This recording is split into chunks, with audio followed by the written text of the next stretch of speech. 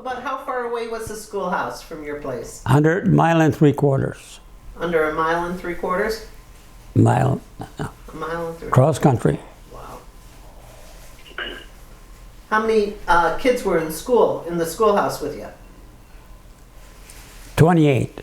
28 kids. What was the age range? Well, well, it was all the grades. First, second, third, fourth, and fifth, sixth, seventh, and eighth. One teacher taught all the grades. I was the only one in my grade.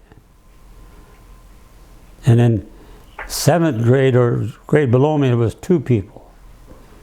And of course, then there was younger people that got more kids in there. But So you were magna cum laude of your grade. oh yeah, I was always the valedictorian. Yeah? I never missed a reunion. But you also finished last in your class. And what? Yeah, yeah. I could have a reunion every day, every time I felt like it. Yeah. But you know, it's a funny thing. You say that schools will start in September, but I could never start school until November because I was needed on the farm. And I needed to work the farm until the ground froze over, so I missed a lot of school. But still made it through 8th grade. Yeah. Is the school still standing? No, it's been moved. I think it is still standing, but it's been moved to Greenbush, I think. It's a neighboring town, but I know exactly where it was. I visited a lot. I mean, I go up there every year. I think you took us out there once. Yes, I think I did. Because that was Alyssa and Keegan when he was a baby. Mm-hmm. We went for a family reunion. Mm-hmm. And you took us out there. And I remember you pointing over the fields. I see those trees over there. Yeah, yeah. It's all overgrown now. It's not even open. All grown with trees. Yeah, we also rode the ATVs over there too. Yeah, we did. Yes. Yeah. We did that. Yeah, you remember that? Yep. Huh? I remember we fell off. Was that? I think we tipped over. Oh yeah. Hey, I remember that too. Woo. That was on a 3-wheeler. Yeah. Yeah. Yeah, that could have been serious. But it wasn't. They were outlawed after that. You know that. They were outlawed after that? The 3-wheelers. Yeah. You asked what the subjects were. We were off, so I'm going to tell you. I liked geography and science, and I liked math too. You know, but we were limited in what we could learn. You know, because now they teach different things. You know, they now all the kids have computers. Man, we had we had something we called the magic slate that had a piece of, like wax paper, I guess you'd call it, on a pad that you could write on the wax paper, and it would show up on the pad, you know. So you could write notes and stuff, you know, and then you could erase it just by pulling up that pad, you know. But it was really, really neat, you know. I remember that just came out. But we didn't have any. We didn't, as I recall, the school never furnished anything. We had to buy our own pencils and everything. And the superintendent would come around and visit your school. You know, he would just come around and just sit in the back of the room and see how the teacher was doing, and you know. Yeah, we had a great teacher. We had a great teacher. I did. But she taught for a long time. But my sister-in-law Gladys, you know, she taught me for a couple of years. But anyway, yeah, it was. I enjoyed school. I enjoyed school. But we were always too busy to go to high school. Was it the same teacher all those years? What is that? Was it the same teacher for all the years you were in that school? No, but most of the time, I know Gladys was there for 2 or 3 years, and then, but the teacher of record that I recall was, her name was Astrid Berger. Yeah, and she was very, very good, very good. Dad, why don't you tell the story of how you would listen to radio, but you didn't have electricity?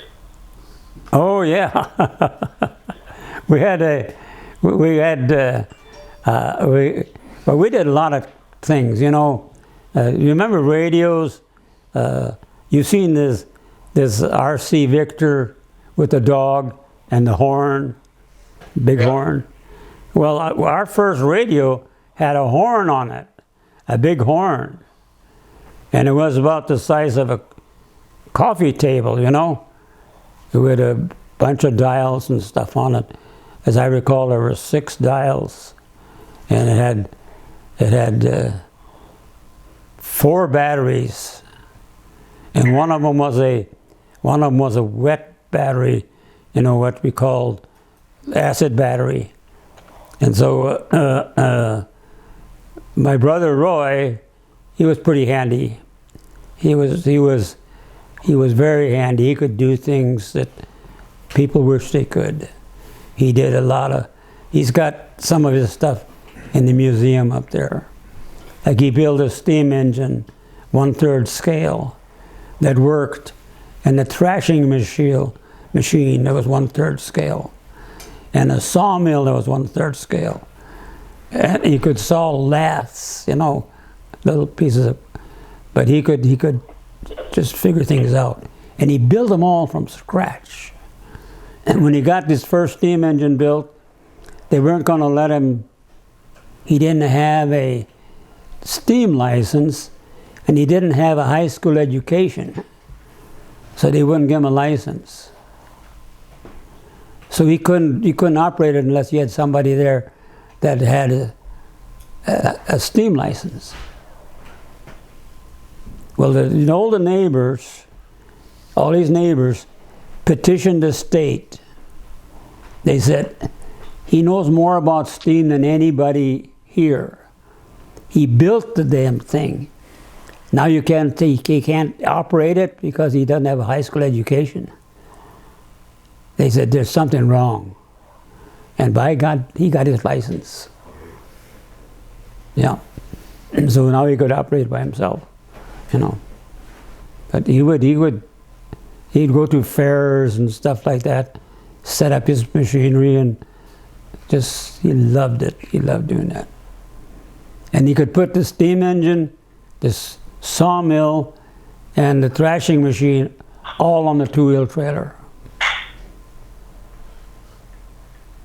Pull it behind his car. That's how small it was. But he would ride it. Yeah. Let's take a break. The better reception you got was an antenna. The better antenna, the better reception. And we used to string wires, top of trees to tree to tree, you know, to get a good antenna. And then I told you he whittled a propeller out of a piece of lumber, you know, and then he put it on a generator out of a car, and when the wind would blow, it would turn his propeller and charge the battery. Yeah, so we didn't have to, you know, otherwise we'd have to take it to town and get the battery charged. But we charged our own battery out there. And of course, my family was very musical, and everybody could sing and play instruments. And I started talking about this horn. We take the horn off of the radio, you know, unscrewed from the radio. And then we would put it on the receiver on the telephone. The telephone was one that hung on a wall with a crank. And general ring was 3 long. Okay? And if you heard 3 long, that meant somebody's in trouble. You better pick up and listen, because all party line. So we would ring the general alarm. Then we'd sing and play into this horn, you know. And my job was to hold the horn against the against the receiver on the telephone. And man, we had people just going crazy. They wanted us to do that, but do more, you know. But it was, you know, those are the things that you do just for fun, you know, and because you enjoy doing them, you know. And we had people that could really sing. Oh, yeah. And play instruments. Oh, boy. Could you play an instrument? No. I could sing, you know. You have a very nice voice. Yeah. But, yeah, we had a good time. We had a good time. We went to church a lot, you know. It was a part of growing up. And what religion were you? Was that? What religion were you? Oh, we were evangelical free. Evangelical free. Yeah. Mm-hmm. A church that I go to for my Bible study is an evangelical free church, so I never knew that about you. That's cool. Yeah. It was all volunteer, you know. We built. We didn't have really a church at first. We'd go to people's houses, you know, and worship, sing, and the preacher would come and preach a sermon, you know. We'd go to every different house every week because we didn't have a church. Well, then there was a church that was going to be tore down in North Dakota.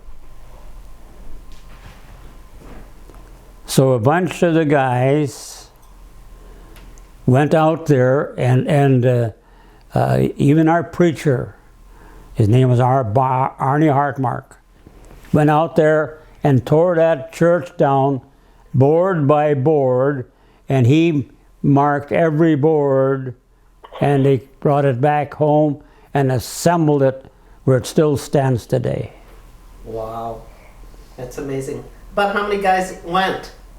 But anybody who wasn't working, you know, John Selsted, Ralph and Tom Hamness, my brother Roy, Andrew Hamness, and just a bunch of guys, you know, all the church members that could get away. They brought the church back on trailers and reassembled it there and it still stands there today. And Arnie Hartmark, our preacher, was very talented.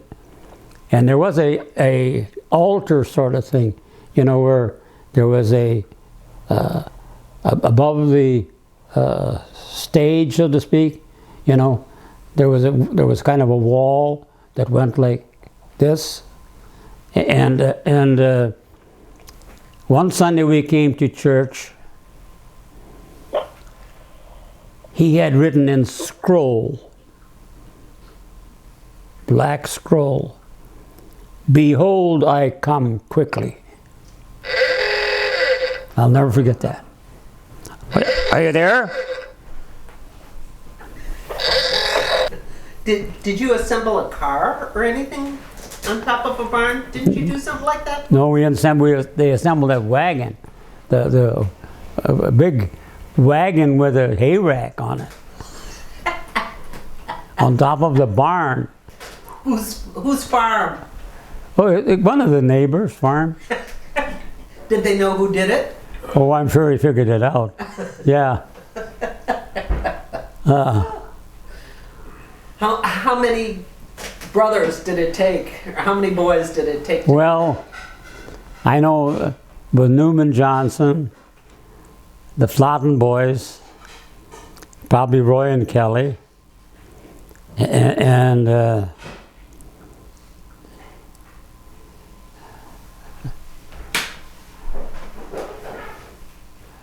probably some of the Biter boys, you know.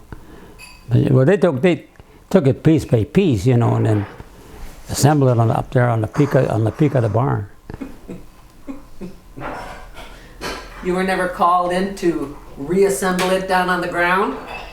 Well, I think they had to go and take it down. Yeah. Yeah. Because it was not a one-man job taking it down. We're going to skip ahead a little bit and talk about when I left home and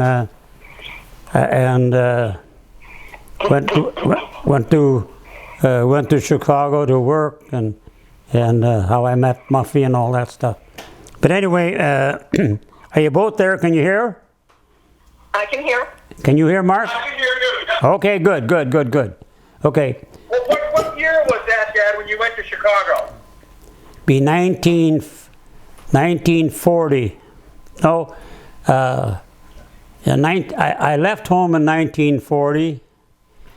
Yeah, and my dad, and I told my dad, you know, we've been just working like slaves all the time, and I said, Dad, I think I'm going to go out and see if there's something better out there.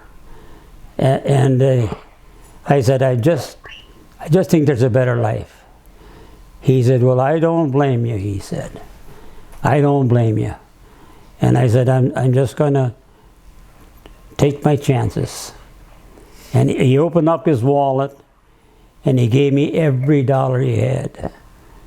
He said, I'll give you everything I got. And that was pretty emotional for me. And he says, good luck. Wow. So I hitchhiked, caught a ride with somebody. I was going to Minneapolis. And I thought I'd look around there for a while, you know. But this was still, you know, recovering from the Depression. It was still hard to find a job. And then, of course, on December 7th, 1941, when Japan attacked Pearl Harbor, the whole world changed. And of course, they told me that Chicago was the place to go. So I got a ride to Chicago, and my good buddy Jake Selstad was there. You know, and I said, no. I said, I'm trying to get a job. He said, it's easy. I said, really? Yeah, he said, you have to use an agency. So we looked up an agency, employment agency, in downtown Chicago. And we lived in Cicero. So I said, well, what am I going to tell them? He said, well, you're going to tell them you worked for Northern Pump in Minneapolis. They're not going to check it, he said. He says, and you tell them you were a radial drill press operator. I said, well, what the hell is a radial drill press? He said, well, I'm going to teach you. He said, because I'm working in the machine shop and I know what it is. So we stayed up most of the night, him kind of drawing diagrams and what a radial drill press did, and I kind of got it down in my head. And I go down to the agency. You rode the streetcar for 6 cents. And I keep looking out the window, and I see all these big high buildings. I got an address. It's on Jackson Boulevard, but it's right down in the loop. And so I keep looking and looking, man alive. I don't want to overrun this thing, you know. So I finally got off the streetcar. And I asked the cop where this place must be. He said, oh hell, he said, it's 20 blocks down the road. Well, I wasn't going to spend another 6 cents.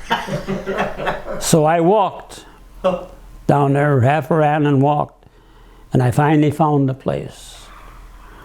And the guy, you know, come out and talked to me, and he said, I hear you're looking for a job? I said, yep.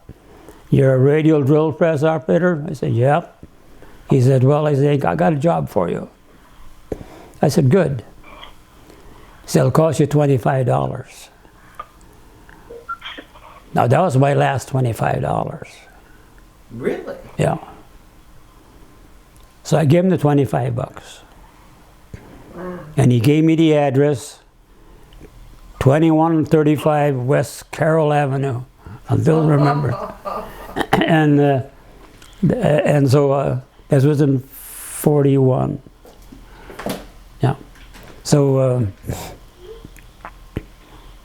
I go out there, and there's a, you know, big machine shop, but you know, I didn't know what it was about. So they said, you go there and you talk to a guy named Frank. I said, okay. So he was sitting outside of this big building in another building, see? And he looked at what the employment guy had said, you're a drill press operator. I said, radial drill press. Yep. He said, okay. He said, I got a job for you. So he pulled the sliding door open, and I saw the inside of a machine shop the first time in my life. This was before they had individual machines that had own motors. They had jack shafts that run along the ceiling with a power plant, and then all the belts came down to different machines. You know, they were slapping and banging, and it was a noisy place. I thought, oh boy. So he says, follow me. So I'm walking with him, and I say, I wonder which one of these machines is a radial drill press. And he stopped at the biggest machine in the damn place. They had cut out the ceiling to have room for the boom. They were doing big stuff. He said, well, here you are. He says, there's the radial drill press. He says, this guy will show you how to do it. Because, so this guy was running the radial drill press, but he was going to get a promotion. So I said, okay. I said, what are we doing? He said, well, we're building sides for tanks. There was, you know, I don't know, they looked like either maybe half-inch steel plates, you know, because they had to withstand, you know, a bullet. Yeah. So so we were drilling holes in this thing exactly where they had to be. Then we had to take the chuck out of the drill and put in a tap, because we had to tap threads into it. And we had it all clamped down, you know. And this radial drill press machine would move around, you know. You could move it anywhere, and then you could bring the head down to drill your hole. So you could fasten the plate and then just go around and drill your holes. And I was having a little trouble. And so the guy was kind of keeping an eye on me. I watched him do one, and he said, can you do the next one? I said, I think so. So he was watching me out of the corner of his eye, and he said, hey, look, he said, level with me, kid, he said. If you've never done this before, tell me, and I will teach you the right way, because I don't want to lose my promotion. I said, oh, good. So he he stayed with me for a couple of hours, and pretty soon I caught on to it, and I got pretty good at it, and I was outdoing what he was doing, But that I didn't care, and he didn't care. But he was already working on the lathe now. So we got busier and busier and busier. Man alive, we had a lot of work. So we worked overtime, and then they were going to start a night shift that paid 10% more working nights. And they picked the guy who was going to be the foreman for the night shift. And it turns out to be the guy that was working next to me, And he says, pick your crew that you want to work with on the night shift. He says, my first pick is the kid. I was the kid. Yeah. He says, the kid, why? Because he works. He said he doesn't slow down, he just works all the time. And he said, I want him. So they asked me if I'd take it. I said, sure, 10%, why not? I had nothing to do. I could. Do you remember how much you were making? Yeah.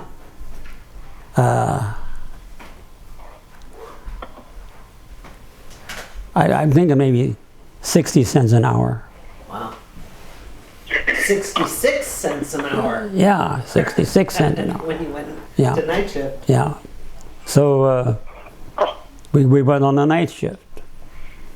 And he said, this means that you're not going to be on this machine all the time. I said, what I'm going to be doing?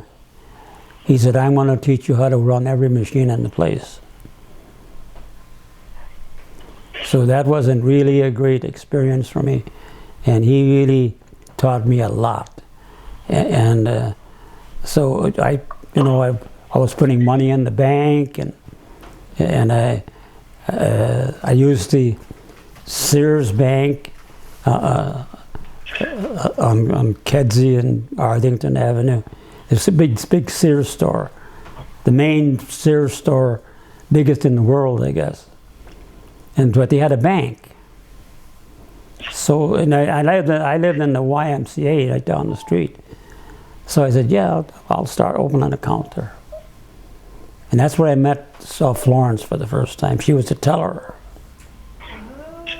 And she was a knockout, And I thought, oh boy, she's a pretty girl. But we just only talk business, and then my my dad worked built the Alaskan Highway, and that was considered defense work. So they wouldn't let me join until they got caught up out there, and then I could see my way clear, that Mom could do the farm, and either get her some help, or he's kind of winding up and coming back. So I quit my job, and I was going to join the Navy, and I went to the bank and I said, hey, I need my money. And it was like 2 o'clock in the afternoon on a Saturday. And I talked to Florence, and she said, the vault is closed. She said, it won't open till Monday morning. Oh, I said, I really need the money, because I'm going to go home today. I'm joining the Navy. So she went and found the vice president of the bank, and she told him my story.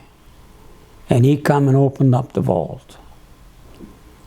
So she was able to get my money out. And I said, yeah, thank you very much, So she said, "What's your address going to be? I'll write to you." I said, "Well, I won't have an address, you know." I said, "I'm not in it yet. I'm not in yet." Which is, "Give me your home address." So I did. And I went home, and my dad hadn't still come back from Alaska, and I had time on my hands, and so I didn't know what to do. I wasn't going to come back to Chicago, so I got hired out on a farm in North Dakota, you know, and just in the interim. And Was it with relatives or what's that? was it with relatives? No, No, just I bought it. I bought a 1937 Ford with a 60 horsepower engine. Couldn't pull your hat off your head. And I really didn't dare drive it over 40 miles an hour. And man, I was a long ways from home. that's a long drive. Yeah, Kenmare, South Dakota, North Dakota. That's way out there. That's where I found the job. So I just worked as a farmhand for a while, you know, and then Florence, you know, wanted to know where I was, so she wrote to my mom and wanted to know told her who she was, and that she wanted to get a hold of me. And so Kelly called me. He knew where I was out on the farm, and he said, "Do you know of Florence Custard?" I said, "No. Not that I can think of." He said, "Well," he said, "she knows you." I said, "Well, where is she from?" She said, "From Chicago." I said, "Oh man, let me think." Oh, I said, "That's the girl that worked at the bank." Well, he said, "What are we supposed to do?" I said, "Nothing." I said, "I'll write to her," because I had her address too. "I'll write to her and tell her what's going on." So I did, because they were thinking the worst, you know. Yeah. And so I told her, "Well, I'll keep you informed of what's going on." So I finally got in, and I joined the Seabees, which is a construction battalion. So I went in with a crow on my sleeve. A what? A crow. A crow. They call it a crow on my, and a red stripe. I went in as a sergeant, and that gave you extra privileges. And there were older people that were in my group. In fact, the guy that was in charge, they weren't young kids. We were all, I was the youngest of the whole group. And but these were all mature people. They were in their 40s. And So you were 20? I was 21. Yeah. 40 or 41. I was 20, yeah. Now it's 42 now. So I'm 20, I'm 22. 21. So anyway, I took and we got on the train to go to Williamsburg, Virginia. And boy, was that an experience. Now, you took the train you went back to Chicago eventually? No. And that's where you joined the Seabees? Nope. I joined them from up there. Oh, I joined them North Dakota? I joined them from North Dakota. So we had to leave from Minneapolis. And my folks took me to the train in Carlstead, because that was the Sioux line, and it went straight shot to Minneapolis.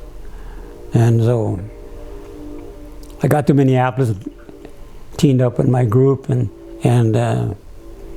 we were on like a troop train, just like a school bus on wheels, where if you sat with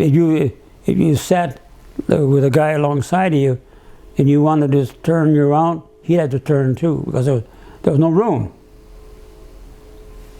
But we had a guy in our group, a leader. He went in as a master sergeant equivalent. So that would be just under a chief. And he had really experience. So he called the conductor and he said, I want better quarters for my crew. He says, you're in the Navy now. This is what you get. He said, you didn't hear me. He said, I want better quarters. And he said, here's what I'm going to do. He said, if you could show me the bill of lading of what you're charging our government for our transportation, and if it's not first class, he said, you're going to be in a lot of trouble. He said, what are you talking about? He said, I'm talking about what I know. And he said, he named some congressman he knew, and he says, well, wait a minute. So the conductor had to go and get permission, make special arrangements for us. So we slept in the Pullman. We ate in the dining car. All the way down there. That was quite an experience. And he was just a great, great guy. What was his name? Do you remember? No, I don't remember his name. But I can still see his face. But boy, he knew what he was doing. And we had special quarters. And when we got down there, man, the first time I'd been down in the South. Oof, they had signs on the grass, the lawns. Sailors and dogs keep off. And this is wartime. I thought, man, what's going on here? So, anyway, we got to the base and we had to take all our clothes off and stuff them in a box, and they shipped them back home. And they issued us new stuff, Navy stuff. And if you didn't wear it all the time, you could be court-martialed. You couldn't take your uniform off anytime. Absolutely not. I had to wear that thing all the time I was in the service. No matter where I was, I had to be in uniform. So we went through boot camp, and it was a workout, but it was an easy deal for me. I gained weight in boot camp, and a lot of people were just crippled up. Some of them couldn't walk. Some of them had to drop out, and it was just a snap for me, So after we got out of boot camp, we got what they call boot leave. So I got to go home for, I think it was 10 days. And then, so we rode the train from New York. The planes weren't really that popular yet. So we rode the train, and the train was running late. I'd written Florence and told her that we were coming in on a certain time. She said, I'll meet you at the station. I hadn't seen her other than from behind the counter. And so we were about 3 hours late. And of course I looked all around and I didn't see her. And so I didn't know what to do. So I went in the phone booth, to call home and tell them where I was. And I got the phone in my hand like this, and I looked out the phone door, and there I see her. Waited all that time for you. She was still there. Oh my God. That was it. That's when the thunderbolt struck. Oh my God. All of her. I can still remember what she was wearing. I can still remember her hairdo, she was really something else. And she had waited for me, that was 3 hours. And now we had another 3-hour layover before we could go to Minneapolis. And I said, well, you better go home. This is getting late. And no, she said, we'll go home. I'll take you to my house. And then you can come back. So we got a cab and went out to her where she lived, and she made coffee, and we sat around and talked until it was time to go back to the station, and I had to call a cab and go back to the station. But I'll never forget that. I'll never forget that. That's a great story. Yeah. And I had her picture with me all the time during the service, And everybody in our whole outfit, felt like they knew her because, I talked about her a lot. And so my picture was one side and hers was on the other side. I have a kind of a folder like that. And pretty soon they're starting to call her our Flo. I said, no, she's my Flo. Well, but we like her too. So they'd come in and they'd kiss her picture. Yeah. She was something else, But it was just great. It was just great. And she used to write me, and I wrote to her, and it was a wonderful time. And when I came back I sent her money. I sent her all my money. And my mother thought, what are you doing? I said, no, she works in the bank, for Pete's sake. So she's going to have a savings account.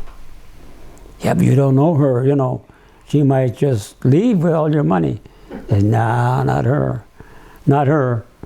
And so when the war was over, we got back. I served in the South Pacific. I was in subservice. I never saw the West Coast. We went through the canal both ways. Panama Canal. Panama. And then when we tied up in Norfolk, Virginia on a Friday afternoon, about 2:30.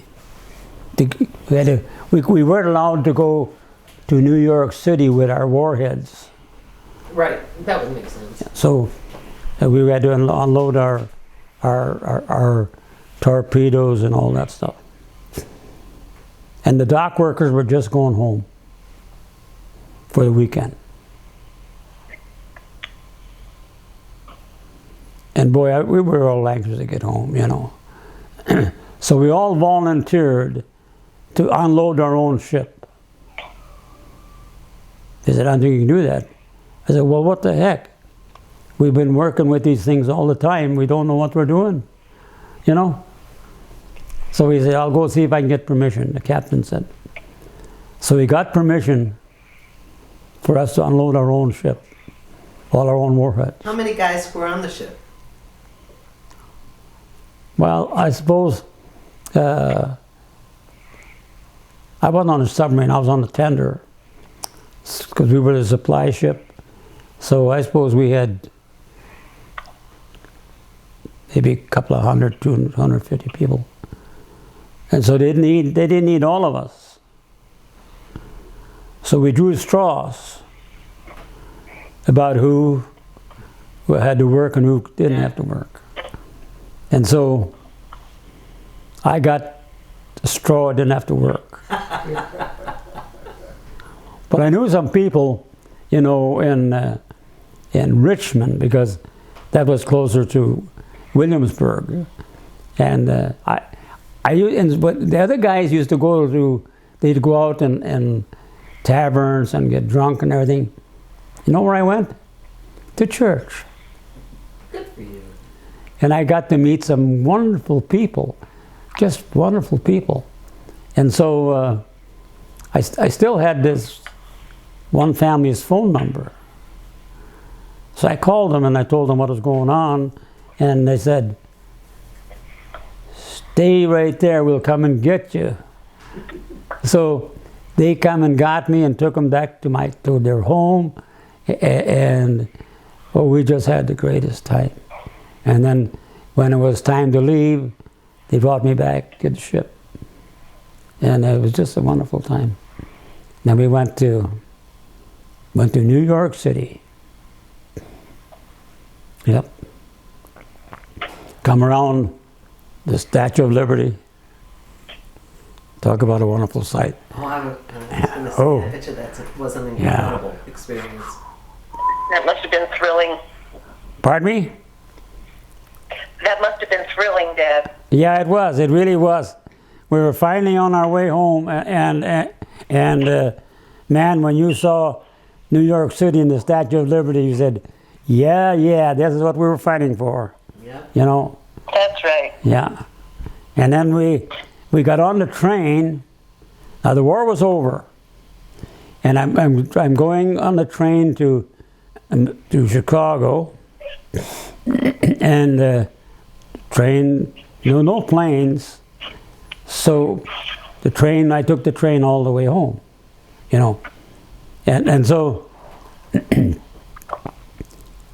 the train was so crowded. People were standing in the aisles. People were, if you got a place to sit, you were lucky. If people were just sitting anywhere they could, you know, and they didn't care. They just said, "We'll take as many people as we can get on this thing." And when the conductor came through to check your tickets, he had to walk on top of the seats. He couldn't get through the aisles. Wow. Oh, my word. Yeah. He had to walk on top of the seats to collect the tickets. Yeah. How long, do you remember how long the train trip was? Oh, they still run it at New York Central. So It's 24 hours when I took it. 24 hours, okay. Yeah, it seemed like it was quite a while.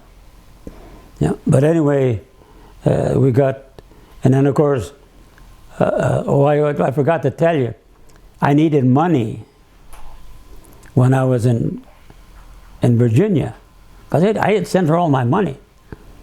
So I called Florence. I said, "You got to send me some money." You know. She said, "What do you need money for?" I said, "Well, I'm home. I'm in the States, but I'm broke." You know.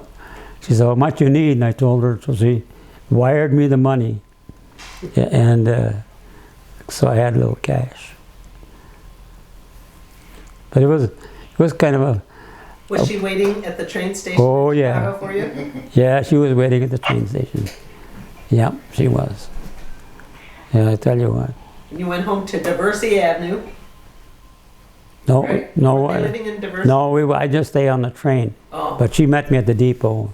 I didn't have such a long layover. But I got 36 days, 30 days and 6 days traveling. And while I'm I'm home, my dad has an accident with his road grader, breaks his back. He got thrown off the grader and fell on a rock or something. So he was in a body cast. So how old is your dad at this time? Well, I was 23, almost 24. I got out on the 29th day of December in 1945. Oh, and I should tell you, I was in charge of the group, you know, going to get discharged in St. Paul, Minnesota. 3 of us. I had 2 guys I was responsible for. So we got in there, and the buses were going they were just meeting all the trains and bringing people, you know, to get processed and get out. So I asked the bus driver, I said, are you going to be processing people over the holidays? Nope. He said, you get on this bus here, you aren't going to be able to be processed until after Christmas. And this was like 3 days before Christmas. I said, well, tell them there's nobody on this train. He said, I don't have to tell anybody, I just say nobody there. So I asked the guys, I said, do you guys want to go home for Christmas? He said, you're going to be AWOL. That's absent without leave. That means you are in trouble. I said, I'll give you an option. I said, if you want to go home for Christmas, you got to promise me that you will be back here on the 27th of December. At this time, in this station, and out of trouble, I'll let you go home for Christmas. Means you can't drive, you can't take public transportation, you have to hitchhike. They were all pretty close to Minneapolis, the both of them. So I said, you just on your own, or you know, you can hitchhike, but you cannot do anything that you could be looked at. So we all, and then Harold Selsted, I think, was in Minneapolis. So I called him, and I spent Christmas with him and his family. And the other guys left. And of course, on the 27th of December, I'm back in the depot.